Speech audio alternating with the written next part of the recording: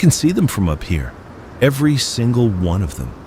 The lens room windows give me 360 degrees of the end of the world, and I've counted them so many times, I've lost track of whether I'm counting bodies or days. Right now, at what I think is maybe 4 in the afternoon, the sun's starting its slide toward the water. There are 43 of them on the rocks below. 43 that I can see anyway. More might be in the tide pools on the far side, or wedged between the boulders where the Lighthouse foundation meets stone. They don't leave. That's the thing nobody tells you about the infected. They don't wander off. They don't get bored. They just wait. I've been in this lighthouse for 26 days. Or 27. I stopped being certain about a week ago when I slept through what might have been a whole day, or might have been just a few hours. Time does weird things when you're alone, when you're trapped, when the only schedule you keep is based on when you absolutely have to piss and when you can't ignore your hunger anymore. The keeper's room is 16 feet across, circular. The walls curve away from me no matter where I stand, and I've spent enough time staring at them that I've memorized every crack in the plaster, every water stain, every place where the white paint has yellowed with age. There's a cot against the east-facing wall, a small table bolted to the floor, 2 chairs, a cabinet that used to hold maintenance supplies, and a chemical toilet that I found in the supply closet. The toilet was a miracle. I don't want to think about what I would have done without it. Above me, the light mechanism takes up the entire lens room. The giant Fresnel lens catches the afternoon sun and throws fractured rainbows across my walls. Beautiful and useless. I haven't turned the light on since the second night. Battery power is precious, and besides, there's no one left to warn away from the rocks. Below me, down the spiral staircase that winds through the lighthouse's core, are 3 more levels. A supply room, a kitchen, a lower entrance room with a heavy door I barricaded on day 3. And below that, the rocks, the ocean, the infected. I pressed my forehead against the cold glass this morning and looked straight down, almost made myself sick. The drop is 80 feet, give or take. Enough that when one of them tried to climb the lighthouse wall on day 5, actually tried, hands scrabbling at the stone, and fell, the sound it made when it hit was wet and final.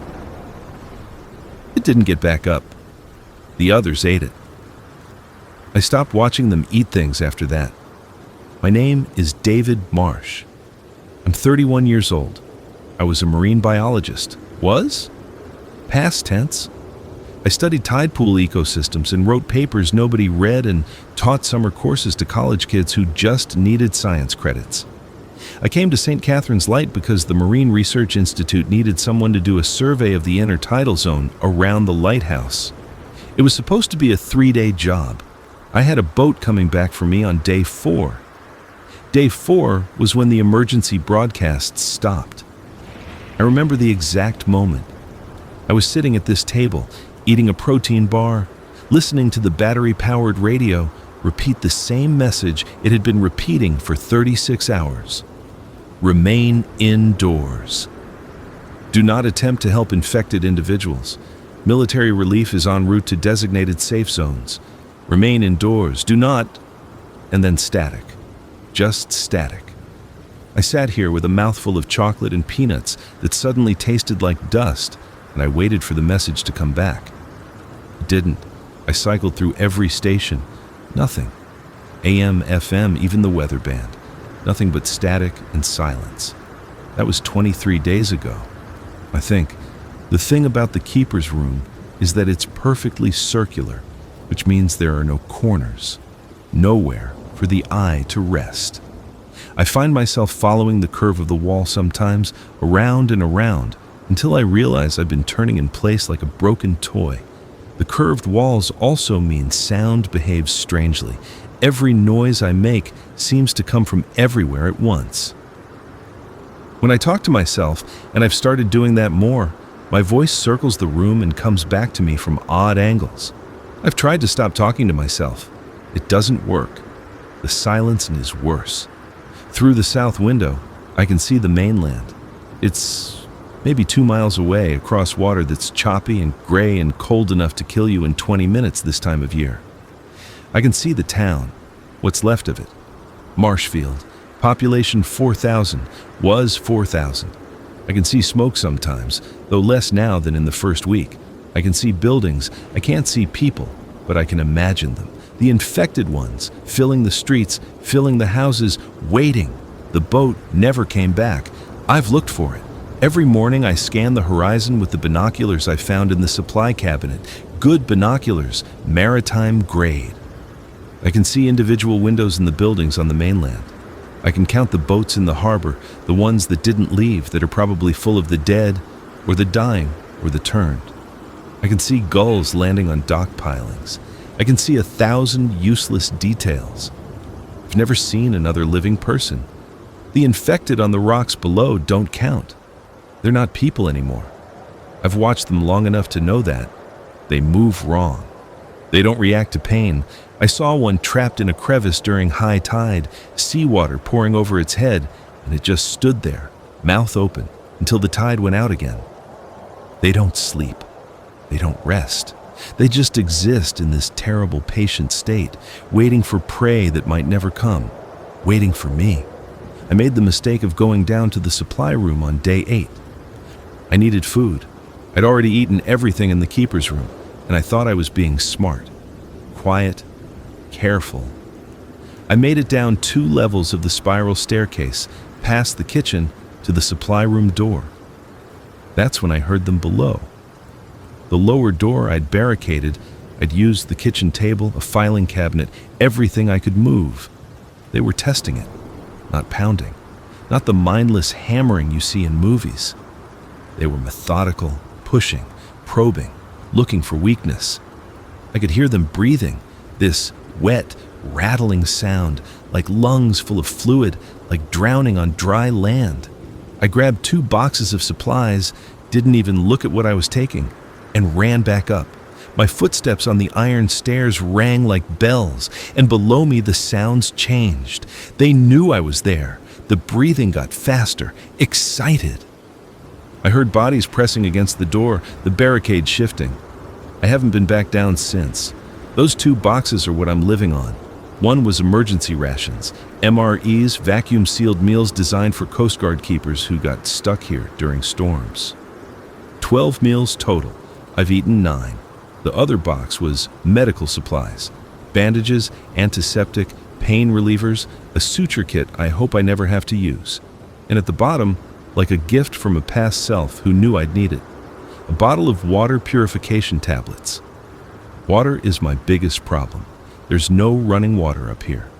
The keeper's room has a small sink, but it's dry. The pipes must connect to a cistern somewhere below, probably in the supply room I can't reach. I found 2-gallon jugs of water in the keeper's room closet. They're empty now. I've been collecting rainwater in every container I have. Coffee cans, cooking pots, the sink basin itself. I set them on the gallery, the narrow walkway that circles the outside of the lens room, and pray for rain. It's rained 4 times since I've been here. Never enough. I'm rationing what I have, drinking maybe a pint a day. Less when I can stand it. My lips are cracked. My mouth tastes like copper and salt. I'm pissing dark yellow, and I know that's bad. No, I'm dehydrated, but what choice do I have? The ocean is right there, infinite water, and I can't drink a drop of it. I thought about boiling seawater. There's a hot plate in the kitchen, and I could, theoretically, make it down there, fill a pot, make it back up, boil off the salt. But the physics don't work. You need a distillation setup, condensation coils, equipment I don't have. And even if I did, the noise, the smell, the time it would take. The infected would know. They'd press harder against that door. The barricade won't hold forever. So I wait for rain and try not to think about thirst. From the north window, I can see open ocean. Nothing but gray water and grayer sky, blending at the horizon until I can't tell where one ends and the other begins. I've seen whales out there. A pod of them passed by on day 12, their backs rolling through the swells like breathing mountains. I I watched them for an hour, cried when they disappeared. I'm not sure why. Maybe because they were alive and free and didn't know how lucky they were. Maybe because I knew I'd never see anything like that again. The east window shows me sunrise. The west window shows me sunset. I've learned to tell time by the light, by the way the sun moves across my curved walls. Morning sun hits the cot at a sharp angle, turns the white sheets gold. Afternoon sun comes through the south windows and makes everything warm for a few hours. Evening sun is red and angry, and it turns the ocean to blood. I don't like evening sun. Night is when they're loudest. I don't know why. Maybe they see better in the dark. Maybe they're more active. Maybe it's just that I notice the sounds more when I can't see what's making them. I lie on the cot and listen to them on the rocks below, scraping, shuffling, that wet breathing. Sometimes one of them makes a sound that's almost like speech, a groan that has syllables, that rises and falls like a question. I pull the blanket over my head and try to remember what music sounded like. I had a phone. It died on day 6. I'd been conserving the battery, barely using it, but there was no signal anyway, no Wi-Fi, no connection to anything, just a dead weight in my pocket. I keep it anyway. Sometimes I turn it on just to see the logo screen light up before the battery icon flashes empty and it dies again. It's stupid, wasteful. But for 3 seconds, I can see my wallpaper, a photo of my girlfriend, Sarah, laughing at something I said on a beach somewhere. And then it's gone. Sarah was in Boston. We'd been together for 2 years. She wanted me to move there, get a job at the university, stop playing with starfish in tide pools, as she put it. She was joking, mostly. We were supposed to talk about it when I got back from this survey job. I don't know if Boston still exists. I don't know if Sarah still exists. I know I can't think about that. Can't let myself go there. But at night, when the infected are loud and the lighthouse creaks in the wind and I'm so thirsty I can barely swallow, I think about her. I imagine scenarios. Good ones where she made it to a safe zone, where she's in some government bunker eating hot meals and sleeping in a real bed. Bad ones where she didn't. Worse ones where she did but she's turned, where she's one of them now, wandering streets I've never seen, waiting for prey that will never come. I imagine her waiting for me to call. I imagine her understanding finally why I'll never call again. The lens mechanism above me is beautiful in a way I didn't appreciate before all this. It's a first-order Fresnel lens, which means it's huge, almost 6 feet tall, and composed of hundreds of individual prisms arranged in concentric rings. During the day, sunlight passes through it and scatters into rainbow fragments that dance across the keeper's room like living things. I've spent hours watching those light patterns shift and change. I've named some of them. There's Red Dog, a crimson streak that appears on the west wall every afternoon around 3. There's Ghost, a pale blue shimmer that only shows up when the sun hits the lens at a specific angle.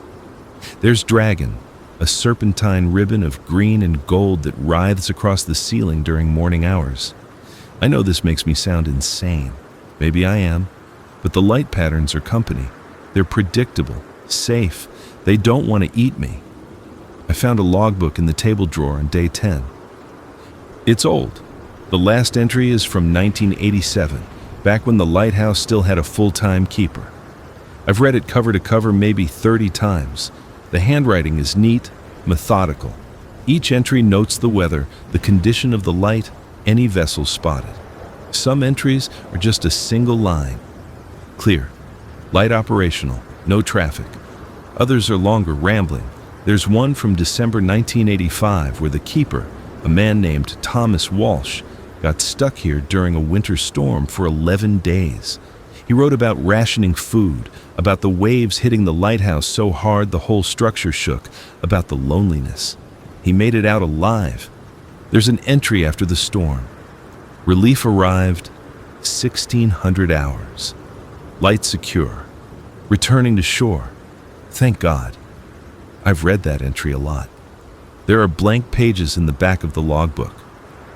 I started my own entries on day 14. Practical stuff at first. Water collected, 2 quarts. Meals remaining, 8. Infected count, 39. But the entries have gotten stranger. Yesterday I wrote, "Red Dog came early today." Does that mean something? Storm coming? Or is the Earth's rotation changing? Can't remember if that's possible. The Earth's rotation isn't changing. I'm just losing my mind in small, measurable increments. I do exercises, push-ups, sit-ups, squats. I circuit the keeper's room, 16 feet across, roughly 50 feet around the curved wall. I've walked it enough times to know 106 laps equals 1 mile. I do a mile every morning, 106 circles in a room with no corners, following the wall with my left hand, counting. Some mornings I lose count and have to estimate. Some mornings I forget why I'm walking. But I do it anyway because the alternative is staying on the cot all day, staring at the curved ceiling, feeling my muscles atrophy and my mind dissolve. The cot smells like mildew and salt and me. I haven't bathed since I arrived. There's no water to spare for washing. I stink. My hair is greasy and knotted. My clothes, jeans, a flannel shirt, a windbreaker, are stiff with dried sweat and dirt and other things I don't want to identify. I sleep in them. I live in them. They're becoming part of me. I found a mirror in the supply cabinet, small, cracked, probably used for shaving. I looked at myself once, just once, on day 15. I didn't recognize the face looking back, sunken eyes, cracked lips, skin that's too pale except where it's too red from windburn, stubble growing into a patchy beard. I looked like someone who was dying slowly. I haven't looked since.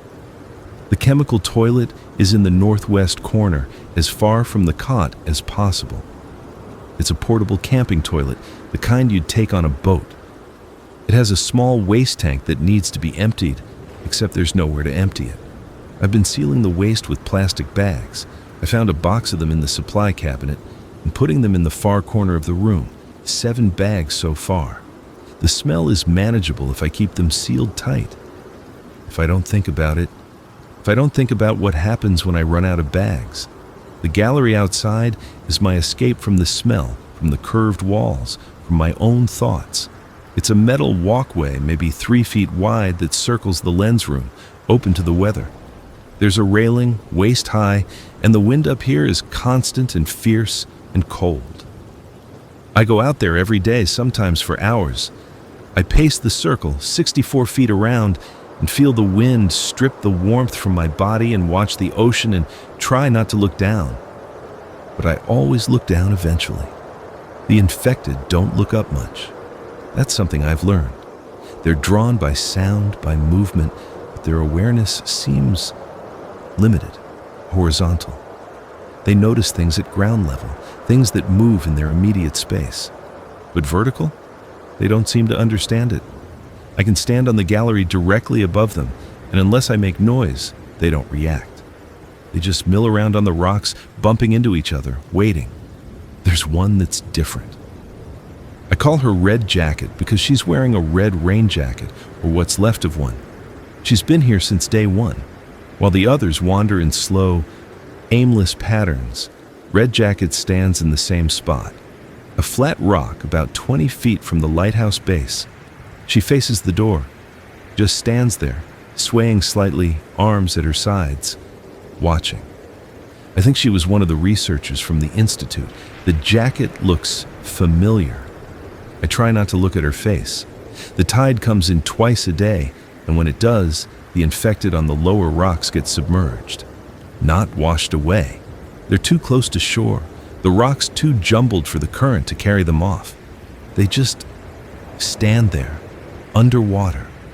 I can see them through the waves, distorted shapes, arms moving in slow motion like seagrass. When the tide goes out, they're still standing. Water pours off them. They don't cough, don't sputter, don't react at all. They don't need to breathe. I'm not sure how I feel about that information. During the first week, I thought about signaling. I could turn on the Lighthouse beacon. It's electric, runs off a battery bank that's charged by solar panels on the roof. The light is powerful, visible for 20 miles. Someone might see it. A ship, a helicopter, a rescue team. But who's left to rescue me? And what if the light attracts them instead? More infected, drawn by the beacon like moths, swimming out from the mainland, crawling across the ocean floor, pulling themselves onto the rocks. 43 infected is manageable. Terrible, but manageable. What if I signal and 100 come? 1,000? What if the light brings something worse, so the beacon stays dark? I save the battery power for essentials. I have a small LED lantern I use at night, sparingly. A flashlight for emergencies. The hot plate in the kitchen that I'll never use. All of it running off the same battery bank, all of it slowly draining a resource I can't replace. Solar panels are great in theory. In practice, we've had cloud cover for 18 of the last 26 days. I've thought about escape. Of course I have. I'm trapped in a lighthouse surrounded by infected with dwindling supplies and no way to contact the outside world. Escape is all I think about. Option 1. Wait for rescue. Probability, approaching 0. No one knows I'm here. The Institute isn't sending boats. The Coast Guard isn't running rescue operations. The government emergency broadcasts stopped 3 weeks ago. I could wait here for months, assuming my supplies last, and die of dehydration or starvation or simple loneliness without ever seeing another living soul. Option 2. Signal for help. Risks. Attracts more infected. Wastes battery power. Possibly attracts hostile survivors. Do those exist? I have to assume they do. Possibly accomplishes nothing because there's no one left to see the signal. Option 3. Swim for it. Distance to mainland, 2 miles.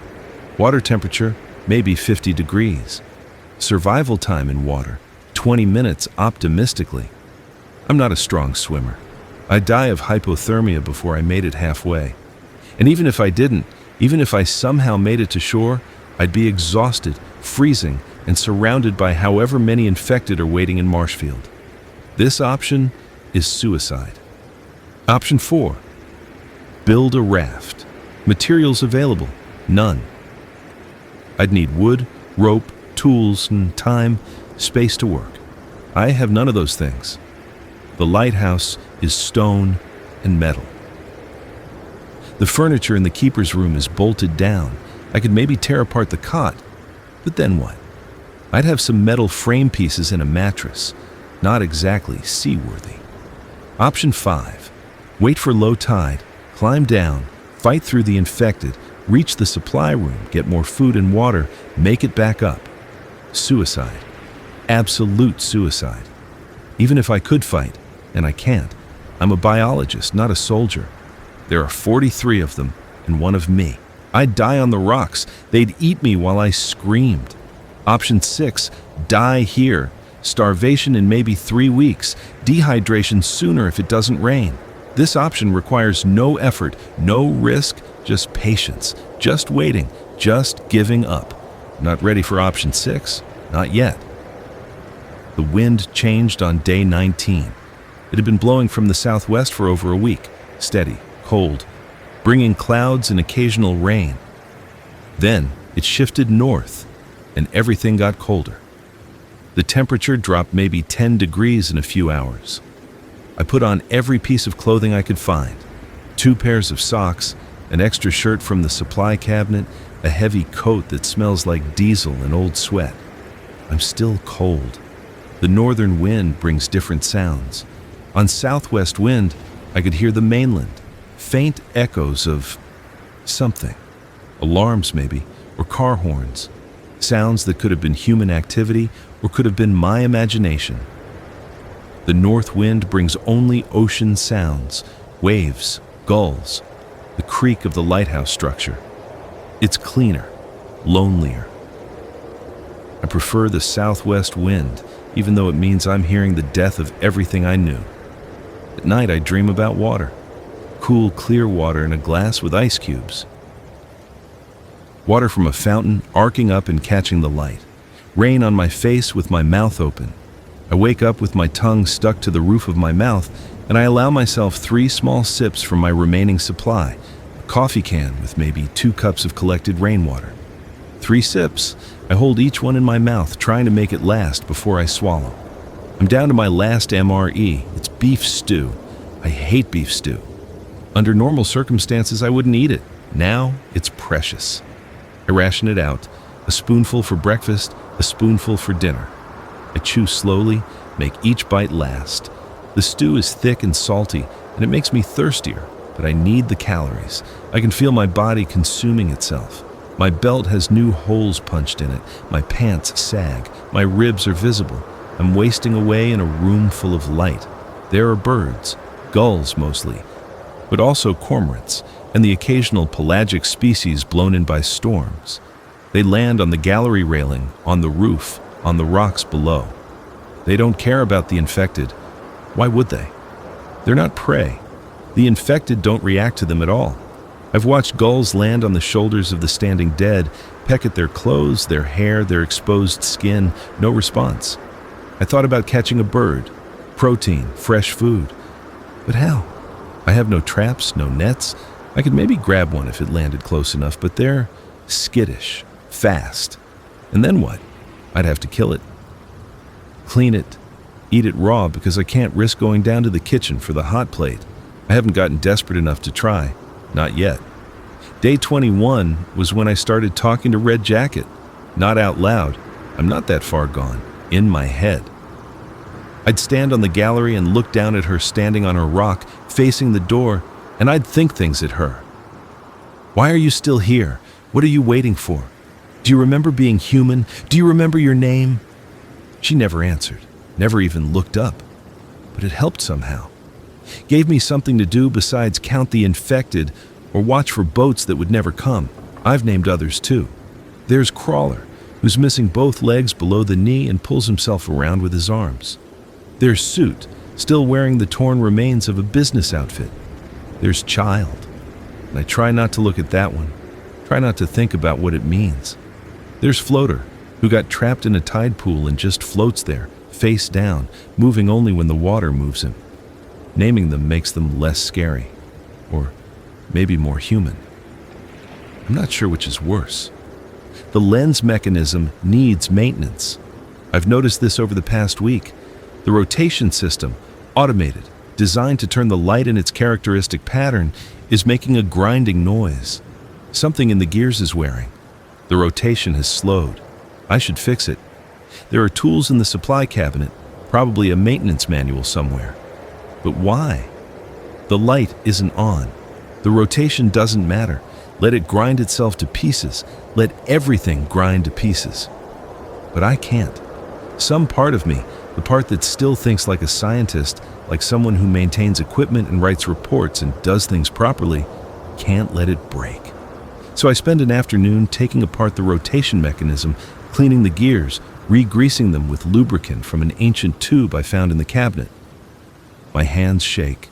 The screws are tiny, and I drop 3 of them and spend 20 minutes on my hands and knees, finding them in the curved room where everything rolls toward the center. When I'm done, the grinding stops. The rotation is smooth again, silent, perfect. I've maintained a lighthouse that no one needs in the middle of an apocalypse no one survived. I feel proud for about 5 minutes. Then, I feel stupid. Then, I feel nothing. The weather is changing. I can feel it in my bones, in the way the wind tastes, in the pattern of the clouds. A storm is coming, big one. The barometer on the wall, an antique brass instrument that probably hasn't been calibrated in decades, is dropping. The ocean is changing color, going from gray to a dark green-black. The swells are getting bigger. The infected on the rocks are getting hit by spray. They don't move, don't seek shelter. They'll stand there through the storm and either get washed away or they won't.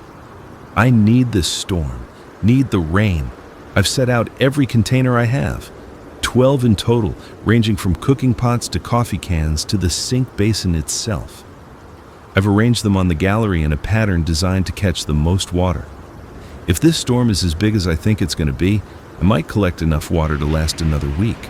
If the wind doesn't blow all the containers off the gallery. If I don't die of exposure while trying to collect them.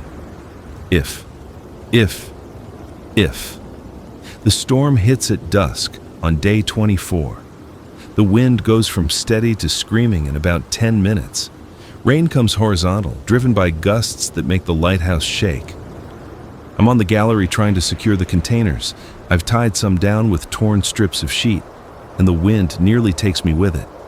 I grab the railing and hold on, rain blasting my face, and for a second, I think about letting go.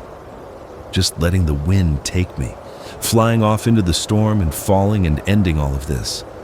I don't let go.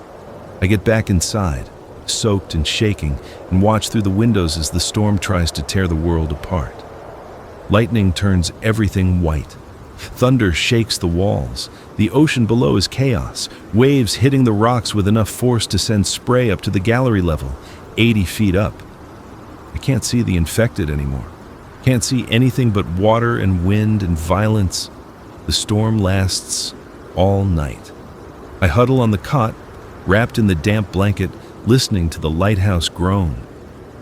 The structure is solid. It survived 100 years of storms, but every gust makes me think this is it. This is the one that takes us down. The windows flex, the walls vibrate, the lens mechanism rattles in its housing. I don't sleep. Morning comes gray and exhausted. The storm has passed, moved east, and left behind a scoured world. I go out to the gallery. 9 of my 12 containers are gone, blown away. The 3 that remain, 2 coffee cans and a pot I'd wedged into a corner, are full to overflowing. I collect maybe half a gallon total before my shaking hands spill most of it. Half a gallon. 4 more days, maybe 5 if I'm careful. The infected below are still there. 38 of them now. 5 are gone, washed away or buried under shifted rocks. Red Jacket is still on her spot, still facing the door. The storm didn't touch her. I drink 3 full gulps of rainwater, and it's the best thing I've ever tasted. Day 25, sitting at the table staring at the last spoonful of beef stew when I hear it. A sound that doesn't belong. Not wind, not waves, not the infected. An engine! I'm at the south window so fast I nearly fall over, scanning the water. There, a boat, small, maybe 20 feet, a fishing boat. It's moving parallel to the shore, maybe a mile out. I can see someone on deck, a person, a living person. I'm screaming before I realize it, screaming and waving my arms and pressing against the glass. They can't hear me. Too far. Too much wind. I run to the gallery, out into the cold, still screaming, waving both arms, jumping. The boat keeps moving. Steady course, not changing direction. They haven't seen me. The light. I need to turn on the light. I run back inside to the control panel. The switch is old, heavy. I throw it, and nothing happens. The battery bank is too low. The solar panels didn't charge enough during the storm. I flip the switch again. Again. Nothing.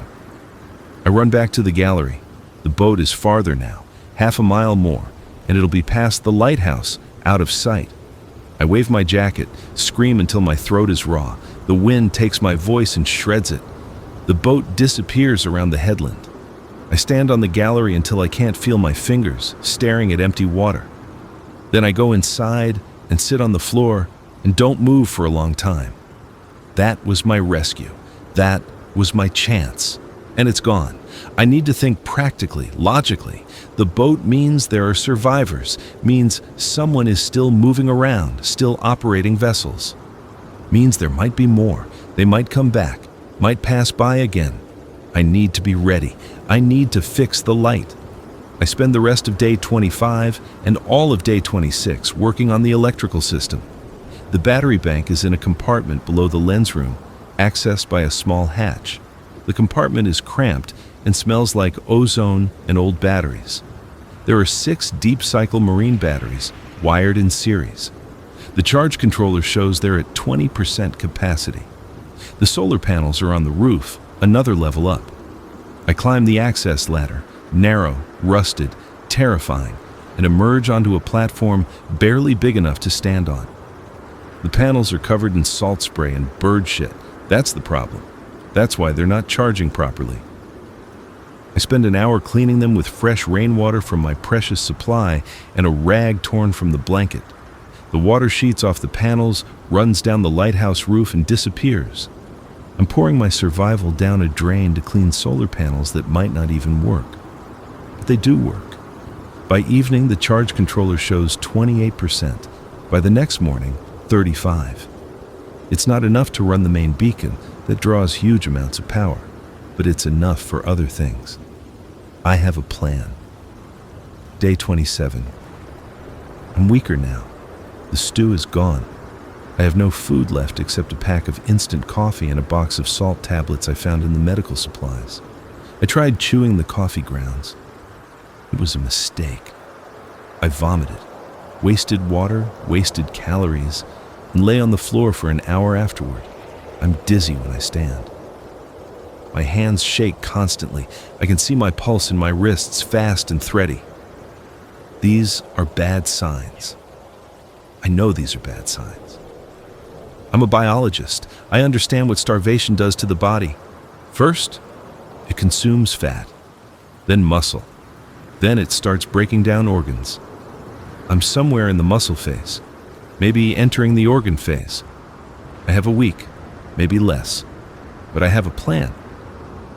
I take the LED lantern, bright, waterproof, runs on the battery bank, and I climb back out to the gallery. It's late afternoon, sun getting low. I position the lantern on the western railing facing the mainland. Then I go back inside and wait. Dusk comes. The lantern clicks on. I've set it to a timer. It's not as bright as the main beacon, but it's bright enough. A steady white light visible for miles. I watch from the window. The light cuts through the gathering dark like a blade. Hours pass, nothing. The infected below start their nightly sounds. The ocean breathes against the rocks. My light shines. And then, around midnight, I see it, distant. A flash of light from the mainland. 3 short flashes. Pause. 3 more. Someone is signaling back. I'm crying and I don't know when I started. I'm at the window pressing my face against the glass, watching that distant light. 3 flashes. Again. They've seen me. Someone alive has seen my light. I signal back. 3 flashes. Pause. 3 flashes. The pattern repeats. We're talking. 2 survivors across 2 miles of dark water having a conversation in light. The flashes from the mainland change. Long, short, short. Long, long, short. It's Morse code. I don't know Morse code. I press my hands against the glass and try to understand. They're sending a message and I can't read it. I run to the supply cabinet. There has to be something. A book. A manual. Lighthouse keepers would know Morse code. There has to be... I find it! A laminated card, yellowed with age, stuck to the inside of the cabinet door. The Morse code alphabet. I grab it and run back to the window. The light is still flashing. I write down the pattern. Long, short, short, short, H. Short, E. Long, short, short, L. Short, short, long, long, P. Another L. Another E. Long, short, long, S. Long, short, long, long, S. Helpless. They're saying they're helpless. Can't reach me? Can't rescue me? I want to scream. Want to throw the lantern through the window. Instead, I grab the flashlight and go back to the gallery. I signal back, slowly, checking the card for each letter. S, T, U, C, K. Then N, O, F, O, O, D. The reply takes a long time.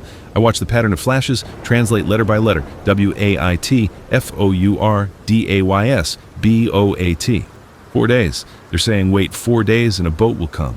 4 days and I can get off this lighthouse. 4 days and I'm saved.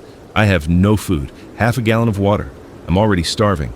4 days might as well be 4 years. But it's hope. Real, concrete hope. Not a fantasy, not a delusion. Someone on the mainland is alive, and they know I'm here, and they're sending help. I signal back, okay. T-A-H-A-N-K-Y-O-U.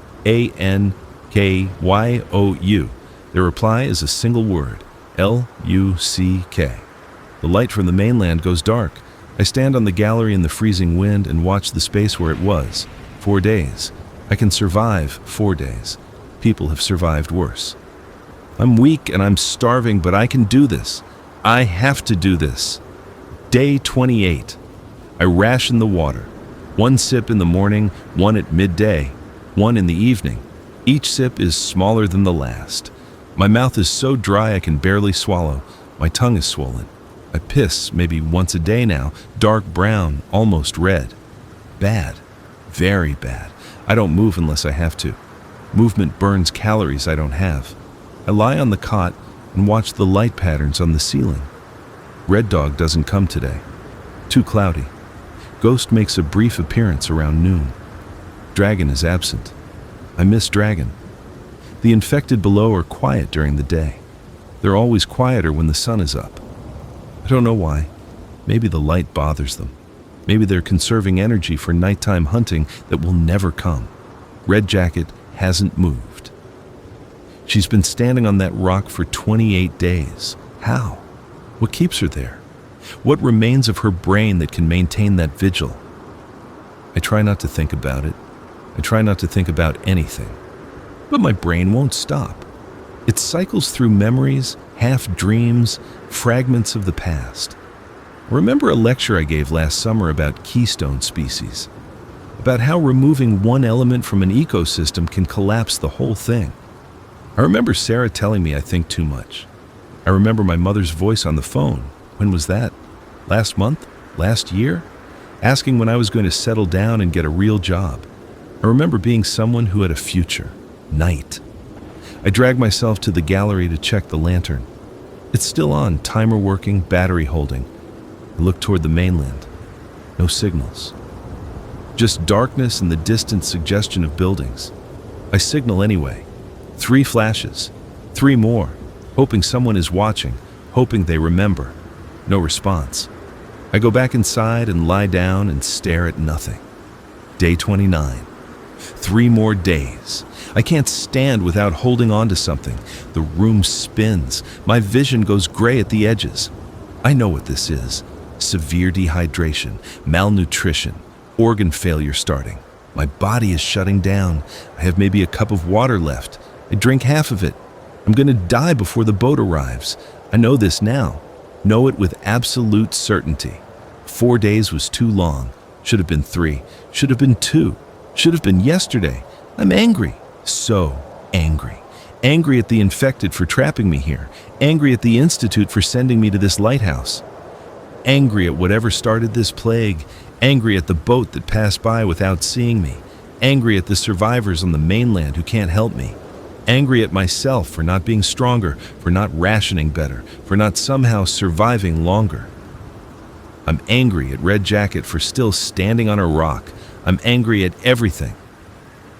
The anger gives me energy. Enough to stand, enough to walk to the window. The sun is out. First clear day in almost a week. The ocean is almost beautiful. Blue-green water, white spray, gulls riding the wind. If I ignore the infected on the rocks below, I could almost pretend everything is normal. But Red Jacket is there, always there, and I can't pretend anymore. I watch her for a long time. She sways slightly, the wind moving her like a reed. Her red jacket is torn now, flapping. I can see her hair, long, dark, matted with salt and worse things. I can see her hands hanging at her sides, fingers slightly curled. I can almost see her face. I look away. That night, dream about water again. But this time it's different. I'm drowning. Salt water filling my lungs. I'm trapped underwater, looking up through waves at the lighthouse above me. I can see myself in the lens room window looking down at me, drowning. Both versions of me are dying. I wake up gasping, and for a second, I don't know which version is real. Day 30. 2 more days. I'm not going to make it. My hands are shaking so badly I can barely hold the water cup. I have maybe 3 sips left. I take 1. Save the others. For what? I don't know. Ritual, maybe. Something to mark the passage of time. Can't walk anymore. I crawl from the cot to the window and back. The distance seems impossible. 16 feet across a circular room, and it's like crossing a desert. I haven't checked the lantern in 2 days, don't have the strength to get to the gallery. If it's failed, if the battery died, if the signal isn't showing, I'll never know. The boat might come and never find me because my light went dark. I laugh at this. It comes out as a croak, the lighthouse keeper who let his light go out. I'm delirious. I know I'm delirious. The walls are breathing. The curve of the room is wrong. Too tight, too loose, warping in ways that don't make sense. I see shapes in the corners that don't exist because there are no corners. I hear voices in the wind. One of the voices sounds like Sarah. "David," she says, "you have to get up." "Can't," I tell her. Tell the hallucination. Tell the empty room. 2 more days. You have to hold on for 2 more days. Can't. You can. You're strong. You've always been strong. This makes me laugh again. Strong. Me. The guy who studies starfish. The guy who couldn't even survive a month alone. Strong. "Drink the water," Sarah's voice says. I drink one of the 2 remaining sips. It barely wets my mouth. "Good. Now rest. Save your energy. The boat is coming." "What if it doesn't?" I ask the empty air. No answer. The hallucination has nothing to say to that. I close my eyes. I'm so tired. Tired in a way that sleep won't fix. Tired in my bones, in my cells, in the spaces between thoughts. I'm tired of being afraid. Tired of being alone. Tired of counting days and rationing water and watching the infected and hoping for rescue that might never come. I'm just tired. But I don't die. Not yet. My body keeps breathing, keeps my heart beating, keeps me alive through sheer stubborn biology. I exist in a gray space between sleep and waking, between living and dying. Time passes, hours maybe, or minutes. I can't tell. When I open my eyes again, it's dark. Night. Day 30, going into day 31. One more day after this. If I can just survive one more day, I hear something. Not the infected, not the wind, something else. An engine? No. No, it can't be. It's too early. They said 4 days. This is only day 30. I'm hallucinating again. The dehydration, the starvation, it's making me hear things. But the sound continues, grows louder. I drag myself to the window. It takes everything I have. My arms are shaking. My vision is swimming. But I get there. I press my face against the glass. There's a boat. A real boat. Cutting through the dark water, making for the lighthouse. I can see a light on the bow. Can see movement on deck. It's real. It has to be real. I try to scream, to signal, but nothing comes out. My throat is too dry. I bang on the window instead. The sound is weak. They can't hear me. Can't see me. My lantern. I need my lantern. Need to signal. I crawl to the gallery door. It's locked. When did I lock it? I don't remember locking it. My hands are shaking too much to work the latch. I sob. No tears. I'm too dehydrated for tears. And finally get it open. The wind hits me like a fist. I crawl onto the gallery. The metal is ice cold. Where's the lantern? There, on the railing. Still on? Still showing my light? I grab it and wave it. Back and forth, back and forth. The boat changes course, turns toward the lighthouse. They see me. They're coming. I collapse against the railing and watch them approach. The boat is small, built for fishing, but it moves steady through the swells. As it gets closer, I can see 2 people on deck. They're waving, calling out something I can't hear over the wind. The infected below have noticed. They're agitated, moving toward the water's edge, more of them appearing from behind rocks. Red Jacket has turned. For the first time in 30 days, she's turned away from the lighthouse door. She's facing the water, facing the boat. They're all facing the boat. No, no, no, no.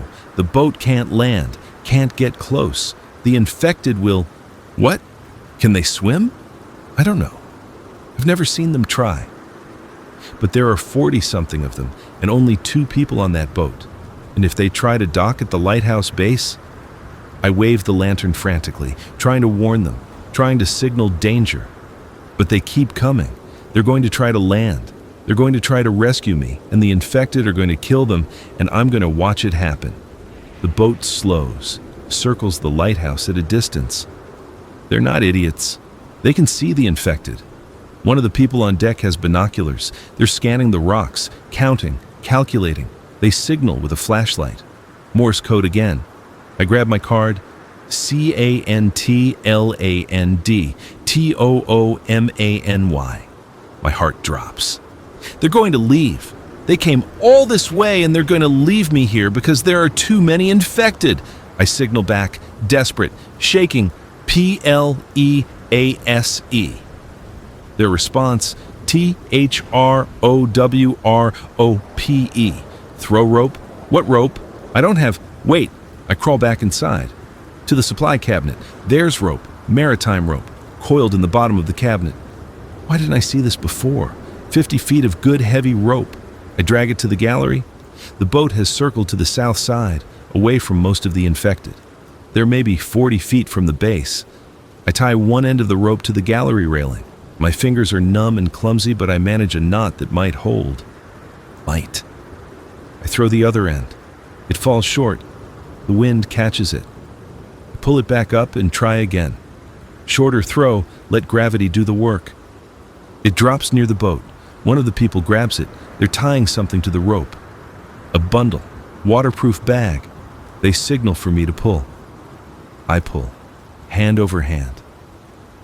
The rope is rough and it tears my palms, but I don't care. The bundle is heavy. Supplies, food, water, salvation. I get it up to the gallery and tear it open. Water bottles, 6 of them, protein bars, a radio, batteries, a note written on waterproof paper. More infected coming. We can't land. We'll be back in 3 days with better plan. Stay alive. Marcus. 3 more days. I drink an entire water bottle in maybe 10 seconds. It's the most beautiful thing I've ever experienced. Cold, clean water flooding my desert mouth, my throat, my stomach. I drink too fast and vomit some of it up. Don't care. Drink more. Slower this time. The boat is leaving. I watch it go. Watch my rescuers give up and motor away. But they left supplies. They left food and water and hope. 3 more days. I can do 3 more days. I eat a protein bar.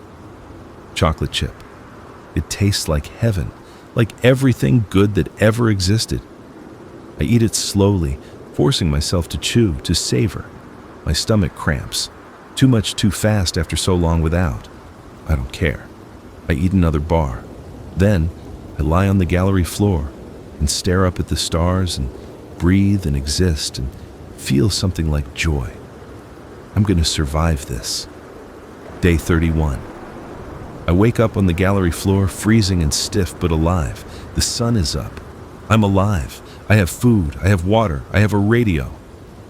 The radio. I'd forgotten about the radio. I drag myself inside and examine it. 2-way handheld VHF maritime frequencies, battery operated. I turn it on and nearly cry when it crackles to life. Hello? My voice is a rasp. I clear my throat, try again. Hello? Is anyone there? Static. I cycle through channels, more static. Then, on channel 16, the emergency channel, a voice. Lighthouse, this is Marcus. You're alive. Good. How you feeling? Like I died and came back. I'm crying now. Actual tears. I have enough water in my system to cry. Thank you. Thank you for the supplies. Don't thank me yet. We still have to get you out of there. How many infected did you count? 43, maybe more now. Hard to tell. Christ. Okay. We're working on a plan. Sit tight. Keep the radio on channel 16. We'll check in every 6 hours. Wait, where are you? How many survivors are there? Pause. Static. Then, Marshfield Marina. There's 12 of us. We've got the harbor secured. Took 3 weeks to clear it. We're trying to expand, bring in more survivors, but it's slow. 12 people out of 4,000. Maybe there are more elsewhere. Maybe not. What about... I stop. Don't know how to ask. What about the rest of the world? Another pause. Longer this time. We don't know. Radio's been quiet, no government broadcasts, no military. We heard something from Portland last week, but it was broken up. Could have been anyone. The world is gone. Or might as well be. Okay, I say. Because what else can I say? Stay alive, Lighthouse. 3 days. We're coming for you. I'll be here. Where else would I go? I spend the day eating and drinking and recovering. 1 protein bar every few hours. Water constantly. Small sips. Letting my body remember how to process nutrition. The cramping eases. The shaking lessens. My vision clears. By evening, I can stand without holding on to anything. I go out to the gallery and look down. The infected are still there. Maybe a few more than yesterday. I count 47 now. Red Jacket is back on her rock facing the door. The boat's visit changed nothing for her, but it changed everything for me. I have hope now. Real hope. Not fantasy, not delusion, a plan. People who know I'm here. 3 days and I'm off this lighthouse. 3 days and I'm among the living again. I can survive 3 days. Day 32. The radio crackles at 600 right on schedule. Lighthouse, status report. Still here, feeling stronger. What's the plan? Working on it. We're trying to source a boat with higher freeboard. Something you can climb onto without getting in the water. Also looking at weapons. We need to thin out those infected before we can get close. Weapons. Right. I hadn't thought about that. How do you clear 47 infected off a pile of rocks? How long will that take? Not sure. Few days minimum. We've got limited ammo. Most of our guns went into the harbor clearance. We're scrounging. My hope dims a little. A few days could become a week. A week could become more. I have supplies for maybe 5 more days, water for longer if I'm careful. Understood. We're moving as fast as we can. Sit tight. Sit tight in a lighthouse, surrounded by the infected, while people who barely know me risk their lives to maybe rescue me.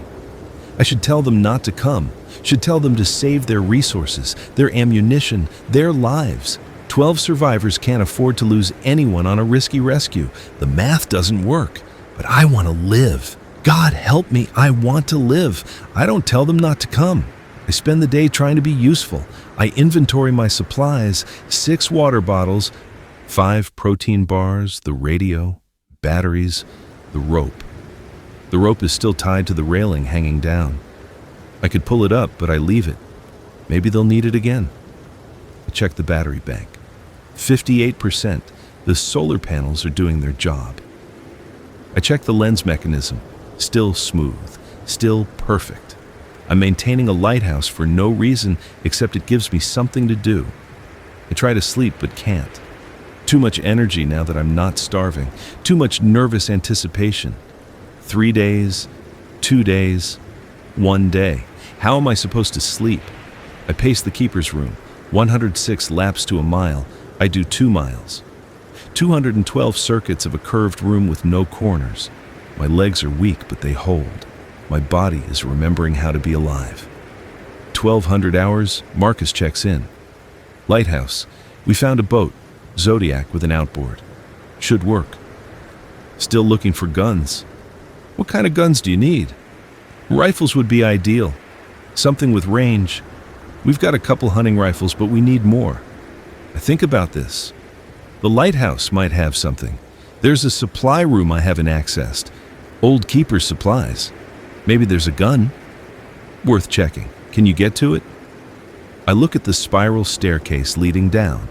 2 levels to the supply room. Past the kitchen. Past the barricaded door with infected on the other side. Maybe. It's risky. Your call. Don't get killed for a maybe. I sign off and stare at the staircase. I haven't been down there since day 8. 24 days ago. The barricade might have failed. The infected might have gotten through, or they might still be there, waiting, patient as death. But if there's a gun, if there's ammunition, and it could make the difference between rescue and watching Marcus and his team die trying to save me. I have to try. Gather what I need. The flashlight. A knife from the kitchen drawer. Small, dull, probably useless. My courage. What's left of it. I start down the stairs. The spiral staircase is iron, each step ringing softly as I descend. The sound echoes up and down the lighthouse core. I go slowly, quietly, listening. First level, the kitchen.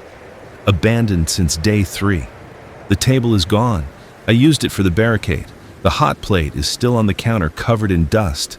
Everything is as I left it. No signs of intrusion. I keep going. Second level, the supply room. The door is closed. I put my ear against it. Silence. No breathing, no movement. I try the handle. It turns. The supply room is dark. I use the flashlight. Shelves line the walls. Equipment, tools, rope, flares, emergency supplies from decades past. And in the corner, locked in a metal cabinet, exactly what I hoped for. A rifle. It's old. A bolt-action .30-06, probably from the 50s. But it's there. And next to it is a box of ammunition. 20 rounds. I take the rifle, take the ammunition. Try not to think about what I'm hearing below me. Soft sounds, shuffling, the whisper of bodies against the barricaded door. They know I'm here. I go back up. Fast, not quiet anymore. The rifle bangs against the railing. My footsteps are loud. Below me the sounds get louder, excited, hungry. I make it back to the keeper's room and lock the door behind me. My hands are shaking. I check the rifle. It's loaded. 3 rounds in the internal magazine. I add more from the box. 5 rounds total. Bolt action so slow to fire, but it's something. I radio Marcus. Found a rifle. .30-06, 20 rounds. Outstanding. That'll help. Can you shoot? I've been to a range a few times. I'm not great. Better than nothing. Here's what we're thinking.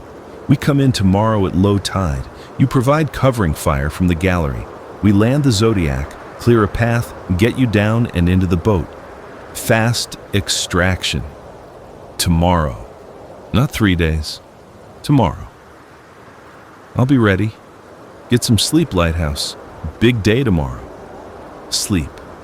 Right, like that's happening. But I try. I lie on the cot with the rifle next to me and close my eyes and think about tomorrow. About the boat. About Marcus and his team risking their lives. About getting off this lighthouse. About what happens after. If there is an after. Day 33. It's job 5:30 hours. I'm awake before Marcus calls. I've been awake for hours, watching the darkness thin to gray, watching the sun start its climb. Low tide is at 800, 2.5 hours. I eat a protein bar, drink water, check the rifle again. 5 rounds in the magazine, 15 in my pocket, 20 rounds total, 47 infected. The math is not in my favor. Marcus calls at 600. Lighthouse, we're loading the boat. ETA is 0730. How's your shooting position? I go to the gallery. Look down. The tide is already retreating, exposing rocks. The infected are visible, more than yesterday. I count 52. I got a clear line of fire from the gallery. But Marcus, there's 52 of them now. I've got 20 rounds. That's okay. We're not trying to kill them all. Just thin them out enough to get you to the boat. You focus on the ones closest to our landing zone. We'll handle the rest. What are you handling them with? You'll see. Trust us. Trust them. These people I've never met. These strangers who are risking their lives for mine. I trust them because I have no choice. 7:30. I see the boat. The Zodiac, black rubber, outboard engine, 3 people on board. Marcus and 2 others. They're armed. I can see rifles. Something else too. Spears. No. Harpoons. Makeshift weapons. They circle the lighthouse, staying out of range. Assessing. The infected are agitated. They know something is happening. They're clustering toward the south side, where the boat will land. Red Jacket is among them. First time I've seen her move more than a few steps. She's walking toward the water, stiff-legged, arms outstretched. The Red Jacket flaps in the wind. 0745. The boat turns and makes its approach. I position myself on the gallery, rifle braced on the railing. I sight down the barrel at the infected closest to the landing zone. Deep breath, hold it. Squeeze the trigger. The rifle kicks against my shoulder. The sound is enormous. The infected I aimed at, male, wearing what used to be a suit, drops. Headshot. Pure luck. The others don't scatter, don't run. They turn toward the gunshot, toward me. Some start climbing, trying to reach me 80 feet up. Impossible, but they try. I work the bolt, eject the casing, chamber another round, fire, miss. The bullet sparks off rock. Bolt, fire, hit. Another one down. Female, young. Don't look at her face. The boat is close now, 20 feet from the rocks. Marcus is standing in the bow with a harpoon. Not a harpoon, a spear gun. He fires. The spear takes an infected through the chest. It falls. 10 feet. The driver cuts the engine. They're drifting in on momentum. One of them throws a grappling hook. It catches on rock. I fire again. Again, clearing the landing zone. I'm down to 15 rounds. 14. 13. Marcus and one other jump onto the rocks. They're swinging machetes. Close combat. Brutal. Efficient. They're cutting through the infected like they've done this before, because they have. 3 weeks clearing a marina. They know how to do this. Lighthouse, Marcus is shouting. We're clear. Come down. The spiral stares. The barricaded door. The infected are right there, right on the other side. I run. Down the stairs. The rifle banging against my back, past the keeper's room, past the kitchen, to the lower door. The barricade is holding. Barely. The filing cabinet has shifted. The table is cracked. I can see arms through the gap, reaching, grasping. I don't have time to think. I grab my pack, already packed with essentials, and keep going. There's an exterior door. I'd forgotten about it. Emergency exit. It leads to a metal ladder bolted to the outside of the lighthouse. I hit the door bar and it swings open. Wind and salt spray hit me. The ladder is there, descending into chaos. The infected have noticed the open door. Some are climbing, not many. Most are focused on Marcus and his team. I start down, hand under hand, feet finding rungs. The ladder is slick with spray. 80 feet down. Don't look, don't think, just climb. Halfway down, one of them grabs my ankle. I kick. The rifle swings around and hits me in the face. Blood in my mouth. I kick again. The infected loses its grip and falls. 20 feet. 10 feet. Marcus is below me. Jump! I've got you! I jump. He catches me. We fall onto the rocks together. His partner is holding the infected back. Machete work. Mechanical. Practiced. Boat! Now! We run, scrambling over rocks. The infected are everywhere. Hands grabbing, mouths snapping. I fire the rifle point blank into one's face. Don't feel anything. Keep moving. The Zodiac. Marcus throws me toward it. I land hard in the bottom. He's right behind me. The driver guns the engine. We're moving. Away from the rocks, away from the lighthouse, away from the infected. I lie in the bottom of the boat and watch St. Catherine's light recede. The lighthouse standing white against the gray sky. The infected covering the rocks like a disease. Red jacket among them, still reaching. You okay? Marcus is leaning over me. 40-something, bearded, scars on his face, kind eyes. I'm alive, I say. Yeah, you are. The boat rides the swells toward Marshfield, toward the marina, toward whatever comes next. I close my eyes and feel the sun on my face and the motion of the water beneath me, and I'm free. I'm finally free. The Marshfield Marina is a fortress, chain-link fencing topped with razor wire, guard posts, barriers made from shipping containers. The 12 survivors have built something here, something that might last. They bring me to a building, a chandlery converted to living quarters, and give me a bed. An actual bed with clean sheets. They give me food, real food. Canned soup that tastes better than anything I've ever eaten. They give me fresh water, as much as I want. I sleep for 20 hours straight. When I wake up, Marcus is there. He tells me the rules. Everyone works. Everyone contributes. They're growing food in the marina parking lot, collecting rainwater, fishing, scavenging the town in carefully planned raids. They've cleared maybe 6 blocks. The rest of Marshfield is still infected territory. They've heard rumors. Other survivor groups in Portland, maybe in Boston. Maybe. Communication is sporadic. Most radio bands are dead. They keep trying. I tell him I'm a marine biologist. He laughs. We could use that. Someone who knows about water quality, fish populations. Yeah, you'll fit in. I ask about the infected. What they know. How it started. Nobody knows for sure, Marcus says. It was fast. Week, maybe 10 days from first cases to total collapse. Some kind of virus. Airborne at first, then bloodborne. If you got bit, you turned in hours. If you breathed it in, some people turned, some didn't. No pattern we could figure. And now it's just bloodborne.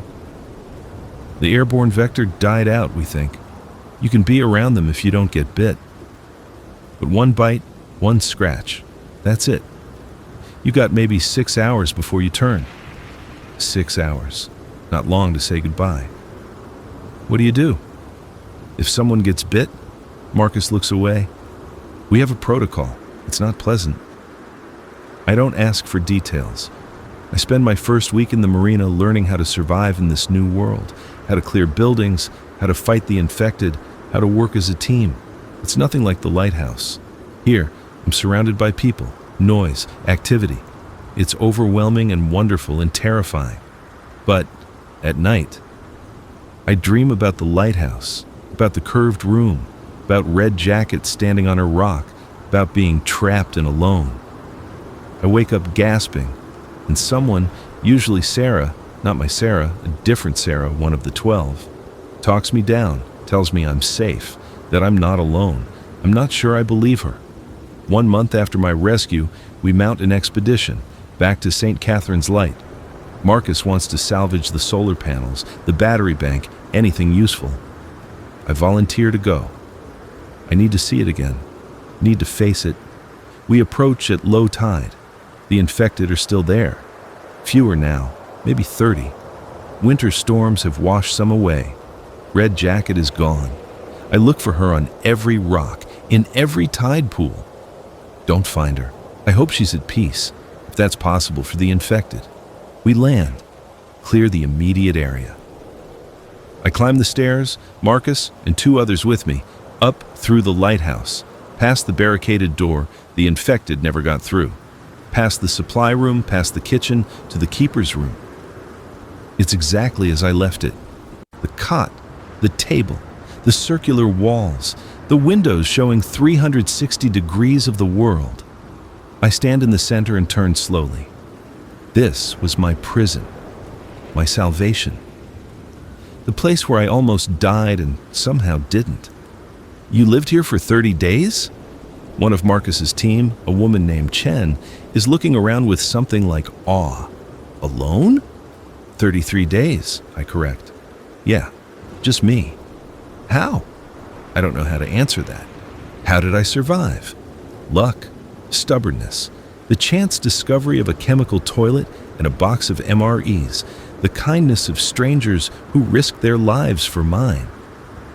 One day at a time, I finally say, we salvage what we can, the solar panels, the batteries, the lens mechanism. Too heavy, but we'll come back for it. It's valuable. The optics alone are worth the trip. I take the logbook, the one with Thomas Walsh's entries, the one where I wrote my own story. I don't know why. Maybe because it's proof that I was here, proof that I survived. We leave the lighthouse standing, leave it to the infected and the gulls in the endless ocean.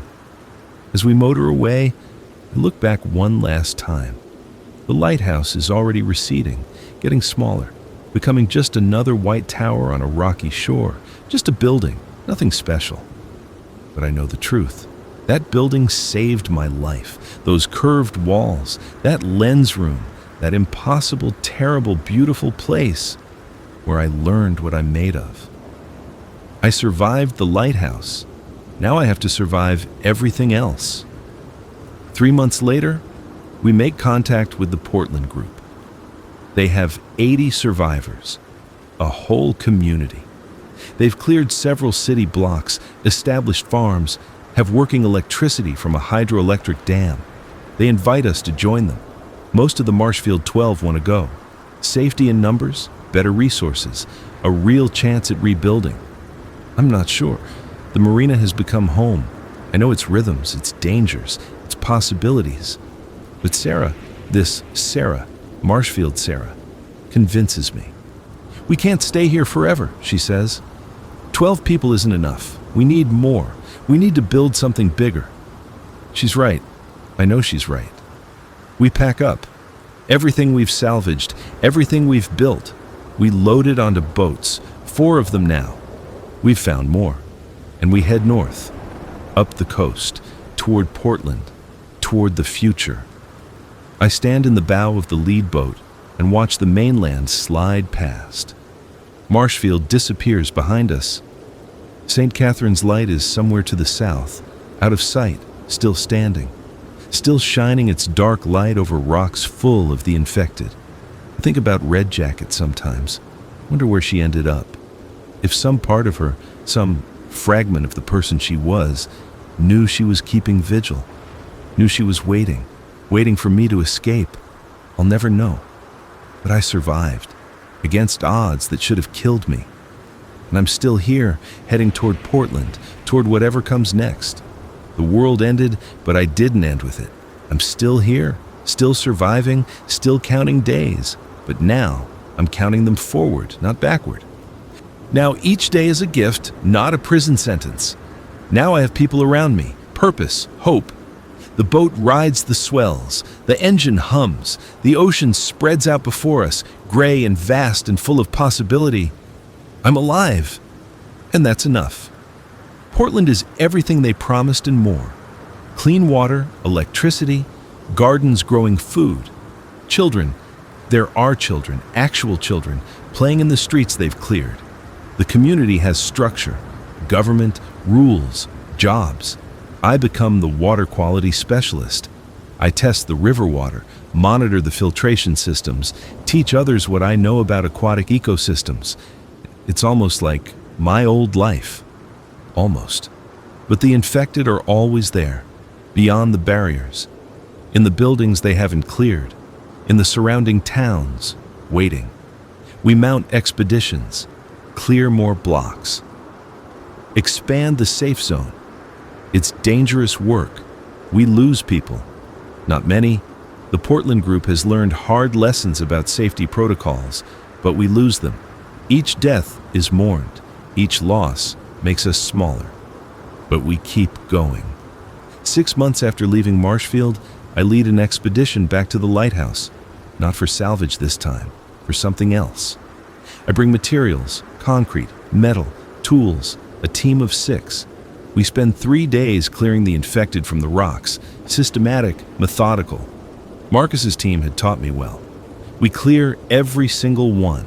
Red Jacket isn't among them. Then we build a monument, a memorial.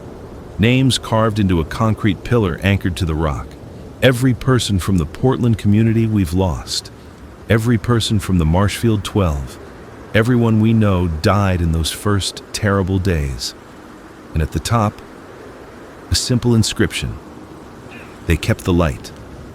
We place it facing the lighthouse, so that St. Catherine's Light stands eternal watch over the names of the dead. It feels right. It feels like closure. We return to Portland. Life continues. We expand.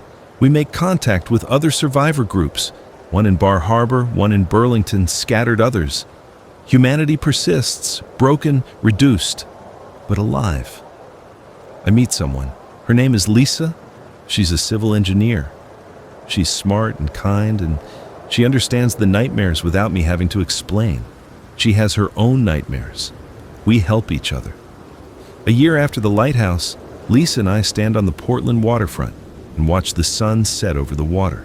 In the distance, barely visible, is the suggestion of islands, of lighthouses still standing, still dark, still marking points on a coast that belongs to the infected now. Do you think we'll ever get it back? Lisa asks. The world? I don't know, I say honestly. Maybe, someday. If we're smart, if we're lucky, if we survive long enough. Do you think we will? Survive? I think about 33 days in a circular room, about protein bars and rainwater and counting the infected, about Marcus and his team risking their lives for a stranger, about the Marshfield 12 and the Portland 80 and all the other pockets of humanity holding on, fighting, refusing to die. Yeah, I say, I think we will. She takes my hand. We stand together and watch the light fail over the ocean. Somewhere to the south, St. Catherine's Light stands over its memorial, over its rocks, over its ghosts. I survived the lighthouse, and I'll survive this too. One day at a time. Epilogue. The rebuilding 6 months after rescue. The first real breakthrough comes from an unexpected place. Dr. Sarah Chen, no relation to our Chen, arrives at Portland with a military escort from Fort Devens. She's a virologist who was working at the CDC when everything collapsed. She survived by locking herself in a BSL-4 laboratory for 47 days, surviving on vending machine food and sink water, working the entire time, working on understanding the infection. It's a modified rabies virus, she explains to our assembled council. We're meeting in what used to be a high school cafeteria, now our community center. Engineered. Someone made this thing. But that's not what matters now. What matters is that I've isolated the mechanism of infection. She has samples. Blood from infected subjects she somehow collected. Tissue cultures she somehow kept alive. Data. Real scientific data. I can't cure the infected, she says, and I see hope die in several faces around the table. Once you turn, you're gone. The virus destroys too much of the brain, but she pauses. Dramatic effect or genuine emotion, I can't tell. I can prevent infection. I've developed a prototype vaccine. It's not perfect. You still need immediate treatment if you're bitten, aggressive antibiotics, wound care. But you won't turn. The virus can't establish itself if you're vaccinated. The room erupts. Questions, demands, hope, louder than I've heard in a year. Marcus quiets everyone down. What do you need? Lab space, equipment, test subjects, volunteers, and time. 3 months minimum to produce enough vaccine for this community. 6 months to scale up production for the region. You'll have everything, Marcus promises. Whatever you need. We convert an old pharmaceutical warehouse into a laboratory. The military supplies equipment, reagents, everything Dr. Chen requests. 50 people volunteer for the first vaccine trial. I'm one of them. The injection is painful. My arm swells for 3 days. I run a fever that makes me delirious. But I don't turn. None of us turn. And when we test it, controlled exposure, just a scratch from a recently turned subject, everyone's suited up and ready to intervene. The vaccine works. The scratched volunteer doesn't turn. We have protection. 8 months after rescue. With the vaccine, everything changes. Clearing operations that were death sentences become manageable risks. We expand Portland's safe zone by 6 blocks in a month, then 12 more. We start systematically clearing buildings, neighborhoods, entire sections of the city. We find survivors we didn't know existed. A family of 4 living in a barricaded apartment on the 14th floor, surviving on rainwater and pigeons they caught on the balcony. An elderly man who'd been alone in a pharmacy for 11 months, living on medications and canned goods. A group of teenagers who'd fortified a school and were teaching themselves from textbooks. Each discovery is a miracle. Each new person is hope multiplied. But clearing the city reveals something else. How many we lost. We find bodies, thousands of them, in homes, in cars, in shelters that failed. We find evidence of violence, not just from infected, but from the chaos of collapse. We find children who died alone, families who died together. The dead outnumber the living 100 to 1. We start cremation teams. It's grim work, but necessary. We can't rebuild on top of mass graves. We can't live surrounded by the physical reminder of everything we lost. Marcus organizes memorial services. We don't have time to identify everyone, but we treat the dead with dignity.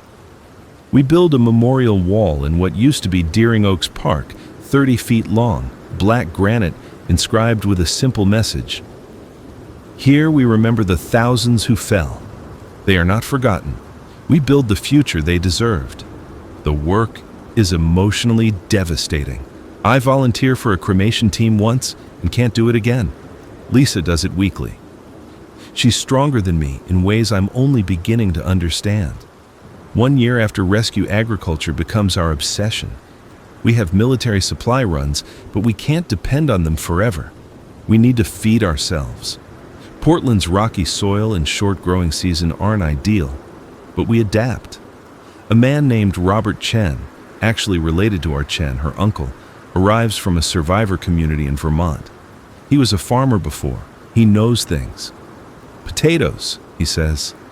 Kale, root vegetables, hardy grains like barley, things that can handle cold and rocky soil. And we need greenhouses, lots of them.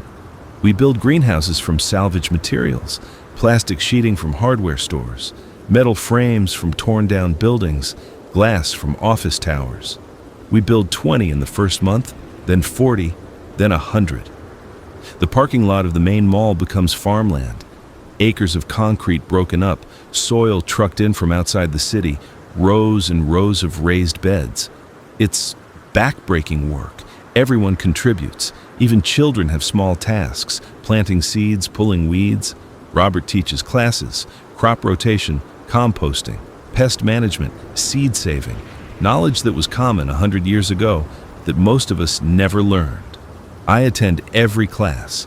I'm a marine biologist, but I need to understand terrestrial ecosystems now. Need to understand how to feed a community. We plant our first major crop in late spring: potatoes, kale, carrots, beets. We tend them obsessively. Every plant is precious. Every potato is hope. Harvest comes in October. We pull up the first potatoes and I literally cry at the sight. Real food, food we grew.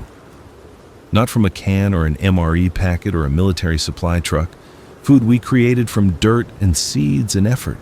The harvest feeds Portland for 3 months, not exclusively. We supplement with supplies and preserved foods, but it's real. It's ours. Robert stands in the field, surveying rows of winter kale still growing, and nods. Next year we'll triple this. Start a seed bank, maybe get some chickens going. We can do this. We can actually feed ourselves. 18 months after rescue. The vaccine production scales up. Dr. Chen trains others. We establish 3 production facilities: Portland, Fort Devens, and a new facility in Burlington. We can produce 10,000 doses a month now. The military coordinates distribution. Every known survivor community gets vaccines. The network expands. We're not isolated pockets anymore. We're a civilization beginning to rebuild. New survivor groups keep emerging. A community of 300 in Albany, 500 in Providence, 1,000 in Manchester. Each one adds to our numbers, our knowledge, our strength. Trade networks develop. Portland produces vaccines and ships them out. In return, we receive grain from Vermont, preserved fish from coastal Maine communities, manufactured goods from the Fort Devens industrial complex. Currency emerges naturally. First, it's pure barter. Vaccines for grain, grain for tools. Then, standardized exchange rates develop. Then, actual currency. Paper notes, backed by the Fort Devens Central Authority, representing value in goods and labor. We have an economy again. Marcus becomes Portland's mayor. It happens almost accidentally. We need someone to coordinate with other communities, to make decisions, to lead. Everyone just starts asking Marcus, and eventually we formalize it with an actual election. He wins with 90% of the vote. The other 10% vote for Chen, who didn't even run. I don't want to be mayor, Marcus tells me after the results are announced. I just wanted to survive. Too late, I laugh. You're good at this. People trust you. People are idiots. People are alive because of you. He doesn't argue with that. 2 years after rescue. Communication networks expand. The military restores radio relay stations. We can communicate with communities across New England in real time now. Daily broadcasts share news, coordinate trade, spread information. And then, one morning, we receive a transmission from further out. This is New Atlanta Broadcasting, calling any receiving stations. New Atlanta has been established in the former city of Atlanta, Georgia. Population, 8,000 and growing.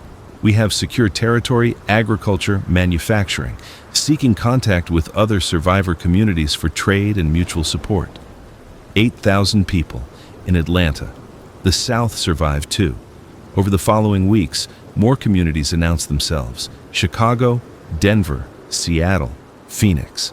Los Angeles reports a staggering 15,000 survivors spread across fortified districts. The military coordinates a nationwide census. By the end of the year, we have numbers. Approximately 400,000 survivors across the United States. Out of 330 million, 1 in 1,000. It's devastating. It's also more than we feared. We thought maybe 50,000 had survived.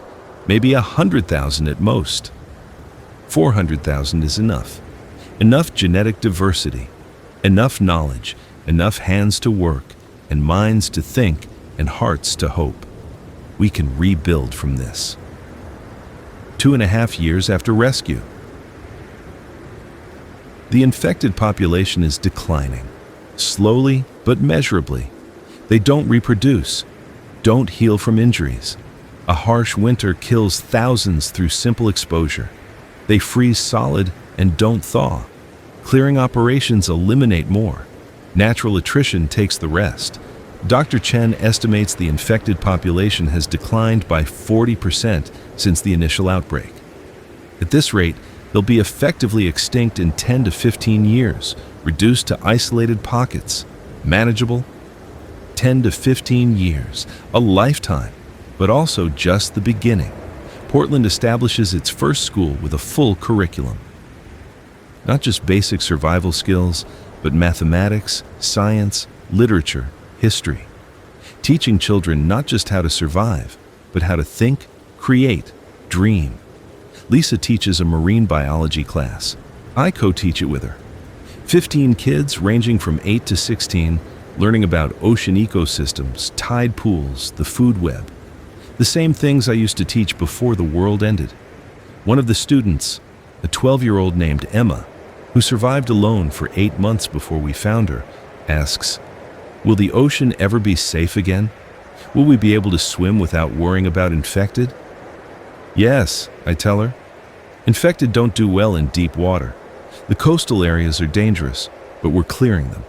In a few years, maybe 5, the beaches will be safe again." "I want to be a marine biologist," Emma says. "Like you." I have to step outside for a moment. Lisa finds me in the hallway, tears on my face. "You okay?" "She wants a future," I say. "She's 12, and she survived hell, and she wants to study the ocean. She has plans, dreams." That's good, isn't it? It's everything. 3 years after rescue. Fort Devens announces the formation of a provisional federal government. Representatives from 20 major survivor communities meet to draft a new constitution. Marcus represents Portland. Chen goes with him as an advisor. They're gone for 6 weeks. When they return, Marcus has news. "We have a government again. Not the old United States, that's gone. But something new. The American Federation. Each community maintains autonomy, but we coordinate on defense, trade, infrastructure. We're united. Constitution is simple. 15 pages. It guarantees basic rights, establishes a framework for cooperation, creates mechanisms for resolving disputes. It's not perfect, but it's a start. Portland votes to ratify. 95% approval. We're part of something bigger now, part of a nation being rebuilt from the ruins. 3.5 years after rescue, medical advances continue. Dr. Chen's team develops treatments for common diseases using salvaged equipment and synthesized drugs. We can treat infections, manage chronic conditions, even perform surgeries. A baby is born in Portland's hospital, our first hospital birth. Before, births happened in homes, attended by whoever had medical training. But now we have an actual maternity ward with sterile equipment and trained staff. The baby is healthy. A girl. Her parents name her Hope. It's on the nose, but no one cares. She's the first baby born in Portland who will never know a world without vaccines, without community, without safety. She'll grow up behind walls that hold, with food that's reliable, with a future that's possible. Lisa and I visit the family. Hold baby Hope. Lisa's hand rests on her own belly. She's 3 months pregnant now. Our own daughter is growing. This is what we're building for, Lisa says softly. For them. 4 years after rescue, the Lighthouse restoration project begins. It's my idea, but the community embraces it. St. Catherine's light saved my life, became a symbol of survival. Restoring it feels important, necessary. We clear the infected from the rocks, only 8 remain. The vaccine makes us brave. We land, we clear, we claim the lighthouse. The building is damaged. Weather and neglect have taken their toll. But the structure is sound, the lens is intact. We can restore this. 20 volunteers work for 2 weeks. We repair the walls, replace damaged windows, restore the stairs. We clean and restore the lens mechanism. We install new solar panels and batteries. Robert Chen, the farmer, helps design a garden on the southern slope of the rock. You'll need fresh vegetables if people are going to live here, he says. Potatoes, kale, herbs. I'll show you how. We plant the first lighthouse garden in 100 years. On the final night of restoration, we gather in the keeper's room. 21 of us, the work crew. Marcus brought wine from the Portland stores, real wine, salvage from a restaurant cellar. We toast to survival, to rebuilding, to hope. Then we activate the beacon. The lens begins to rotate. Light floods outward. For the first time in 4 years, St. Catherine's light shines across the ocean. I stand at the window, the same window where I stood dying 4 years ago, and watch the beam sweep the darkness. Lisa stands beside me, her hand in mine. "It's beautiful," she says. "It saved my life." "No, you saved your life. The lighthouse just gave you a chance." Maybe she's right. We watch the light together, rotation after rotation, constant, eternal, beautiful. 4.5 years after rescue. Agricultural production exceeds our needs for the first time. We have surplus, enough potatoes to trade, enough grain to store, enough vegetables to preserve for winter. Robert organizes a harvest festival, the first in 4 years, the first since the world ended. Everyone in Portland attends. 3,000 people gathered in Deering Oaks Park. There's music. Someone found a working guitar and learned to play it. Someone else has a violin. The music is simple, rough, but it's real. There's food, roasted potatoes, grilled fish from the harbor, bread made from wheat grown in Vermont, vegetables in abundance. No one goes hungry. For the first time in years, people eat until they're full. There's dancing. Kids run wild, playing games we're teaching them from memory. Tag, hide and seek, simple joys. I dance with Lisa. She's 7 months pregnant now, moving carefully but still moving, still living. "I never thought I'd see this," she says. "A festival, celebration, normal life. It's not normal yet, but it's getting there. Close enough." Marcus makes a speech. He's terrible at speeches. Stumbles over words, but everyone listens. 4 years ago, we were dying, scattered, alone. We thought humanity was finished, but we survived. We found each other. We built this. He gestures at the crowd, the food, the community. We built a future, and we're going to keep building for everyone we lost, for for everyone still fighting, for the kids who deserve better than what we went through. We're going to build a world worth living in. The crowd cheers. I cheer with them. 5 years after rescue. Final entry. Catherine Marsh is born on a clear spring morning. The delivery is smooth. Dr. Chen's team handles it professionally in Portland's hospital. Lisa is strong. The baby is healthy. 8 pounds, 3 ounces. Dark hair. Eyes that will probably be blue, though it's too early to tell. I hold my daughter for the first time, and everything else disappears. The infected, the apocalypse, the years of struggle. None of it matters in this moment. Just this tiny person, this new life, this hope made flesh. "Hello, Catherine," I whisper. "Welcome to the world. It's not perfect, but it's ours. And we're going to make it better for you." Sarah, my Sarah from Boston, visits the hospital. She brings gifts. Clothes sewn by Portland's textile workers, a stuffed animal someone crafted from salvaged materials, a blanket Chen helped make. "She's beautiful," Sarah says. "Congratulations."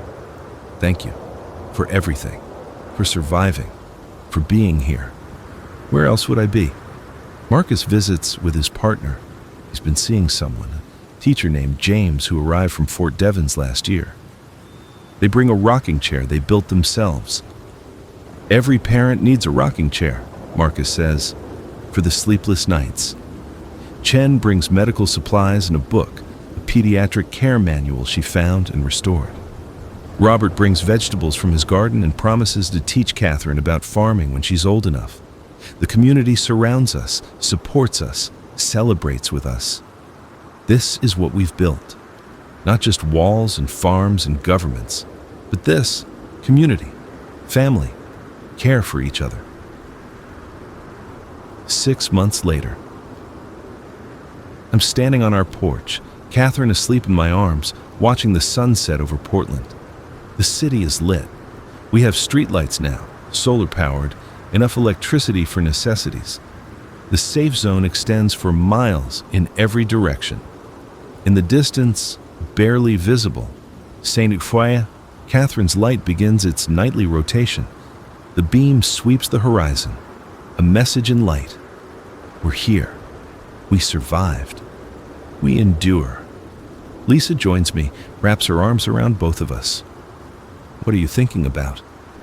The lighthouse. Those 33 days. How different everything is now. Better? So much better. I was dying alone in a circular room counting the infected rationing rainwater. Now I'm here, with you, with our daughter, in a community that's thriving. It's like a different world. It is a different world. We made it different. She's right. We did this, all of us. Marcus and Chen and Robert and Dr. Chen and Sarah and James and the 3,000 people in Portland and the 400,000 across the country and everyone who refused to give up, who kept fighting, who kept hoping. We rebuilt. Not the old world, that's gone forever, but something new. Something we're still defining, still creating, still improving. Catherine stirs in my arms, opens her eyes. She's 6 months old now, alert and curious, fascinated by everything. She sees the lighthouse beam in the distance, reaches for it with tiny hands. "Light," I tell her. "That's St. Catherine's Light. It's named after you. Or you're named after it. Both, really." She doesn't understand, won't for years. But someday, I'll tell her the whole story. About the 33 days. About survival and hope and the kindness of strangers. About how the world ended and began again. About how her father learned what it means to endure. The lighthouse beam sweeps past, around and around, eternal. Lisa kisses my cheek. "Come inside. Dinner's ready. Marcus and James are coming over. Chen's bringing dessert." "Dessert? Real dessert?" Robert figured out how to make apple pie from the orchard harvest. Says it's his grandmother's recipe. I follow my wife inside, to dinner with friends, to community and warmth and safety. to a life I never thought I'd have again. As I close the door, I look back one more time. The lighthouse beam sweeps the darkness, constant, beautiful, proof that even in the darkest times, light endures. We endure. And we're building something worth enduring for. 15 years later. Epilogue. Catherine is 15 now. Tall, smart, curious about everything. She's never known the world before. To her, this is normal. Walled communities, careful expeditions outside, the infected is a manageable threat rather than an existential one. The infected population has declined 95%. Small pockets remain in remote areas, but they're rare, harmless unless you're careless. Portland has grown to 15,000 people. The American Federation has over 2 million citizens across 50 major communities. We've restored rail lines, established regular air travel, built new power grids. Catherine wants to be a lighthouse keeper. She's been volunteering at St. Catherine's Light since she was 12, learning the maintenance routines, studying the history, falling in love with the place the same way I did, but for different reasons. Why a lighthouse keeper? I asked her once. Because lighthouses matter, she said. They show people the way home. They prove that we're still here, still watching, still caring. That's important. She's right. Today, I'm taking her to the lighthouse for her official apprenticeship. She'll spend 6 months living there, learning from the current keepers, maintaining the light, keeping the beacon burning. We take a boat from the harbor. The water is clean now. We've been testing it for years, documenting the recovery of marine ecosystems. The ocean is healing, same as everything else. As we approach St. Catherine's Light, Catherine stands at the bow, watching it grow larger. The white tower against blue sky, the garden on the southern slope, lush with vegetables and flowers, the solar panels gleaming on the roof. "Dad," Catherine says, "tell me the story again, about your 33 days." I've told her before, but she never gets tired of hearing it. So I tell her again, about being trapped, about starvation and thirst and fear, about Red Jacket and the infected below, about Marcus's rescue, about survival. "Were you scared?" she asks. "Terrified, every day. But you survived." "I did, because you're strong, because I was lucky, and because people helped me, and because I refused to give up." We dock at the lighthouse. The current keepers, a young couple named Tom and Maria, greet us warmly. They'll train Catherine, teach her everything she needs to know. I climb to the keeper's room one last time with my daughter, the circular space where I almost died, where I learned what I was capable of. Catherine stands in the center and turns slowly, taking it all in, the curved walls, the windows, the lens above. "This is where it happened," she says softly, "where you survived." "This is where I learned to survive," I correct. But surviving was just the beginning. Everything after, rebuilding, community, you, that's what mattered. "Tell me about Red Jacket again." I do. The infected woman in the red rain jacket who stood vigil on the rocks for 33 days, who we never found after the storms washed through. "Do you think she was trying to get in? To kill you?" Maybe. Or maybe some part of her remembered being human, remembered keeping watch, remembered purpose. I'll never know. "I like to think she was protecting you," Catherine says, "standing guard, keeping the other infected away." It's a nice thought. Probably wrong, but nice. Maybe she was. We stand together in the circular room, father and daughter, survivor and next generation, past and future. "I'm going to take good care of this place," Catherine promises. "I'm going to keep the light burning for everyone who needs to find their way home." "I know you will," I hug her. My daughter, my Catherine, named after this lighthouse, born into a world we rebuilt from ruins, ready to carry it forward. The lens begins its rotation. Tom has activated the beacon early for our benefit. Light floods outward. The beam sweeps across the ocean, across the mainland, across Portland and beyond. A message in light. We're here. We survived. We endure. We thrive. Catherine pulls away, ready to begin her apprenticeship, ready to become a keeper of the light. I take the boat back to Portland, back to Lisa, who's working at the Marine Research Station we established last year, back to our home, our community, our life. As I motor away, I look back at the lighthouse, at my daughter standing on the gallery, waving, at the beam sweeping the bright afternoon sky. I survived the lighthouse, and I built a world where my daughter can thrive. That's enough. That's everything.